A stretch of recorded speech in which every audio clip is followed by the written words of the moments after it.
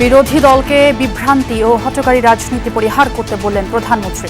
দ্রুত জ্বালানি সংকট সমাধানে সুপারিশ থাকলে উপস্থাপনের আহ্বান। যেই বিদ্যুতের সমস্যা রয়েছে, যেই গ্যাসের সমস্যা রয়েছে, সেইটি সমাধানের জন্য তারা যদি সরকার থেকে ভালো কোনো পরিকল্পনা নিয়ে আসতে পারে, 6 মাসের মধ্যে তারা সমস্যার সমাধান করতে পারে, তাহলে তাদের প্রত্যেকটি পরিকল্পনা আমরা বাস্তবায়ন করব। মহেশখালী থেকে এলএনজি সরবরাহ বাড়ালেও কাটেনি সংকট। ফিলিং স্টেশনগুলোতে দীর্ঘ সারি। পোশাক শিল্পের উৎপাদন নেমেছে অর্ধেকে।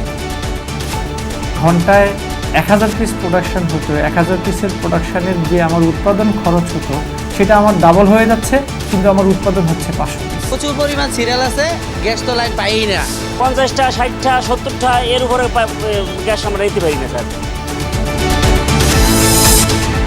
স্কুল কলেজের 1,23,000 শিক্ষক কর্মচারীর বকেয়া অবসর ভাতা প্রদান। ফ্যাসিবাদের লুটপাট থেকে রেহাই পাননি শিক্ষকরাও, বললেন প্রধানমন্ত্রী। হামে একদিনে আরও 8 জনের মৃত্যু। এ পর্যন্ত প্রাণ গেল 900-র বেশি। দুর্বল রোগ প্রতিরোধ ক্ষমতা, অভিভাবকদের অসচেতনতা দায়ী, বলছেন চিকিৎসকরা। উচ্চমূল্যের তরঙ্গ সেবার মানে নেতিবাচক প্রভাব ফেলছে দাবি মোবাইল অপারেটরদের। দাম কমাতে ইতিবাচক পদক্ষেপ নেবে সরকার, জানালেন উপদেষ্টা।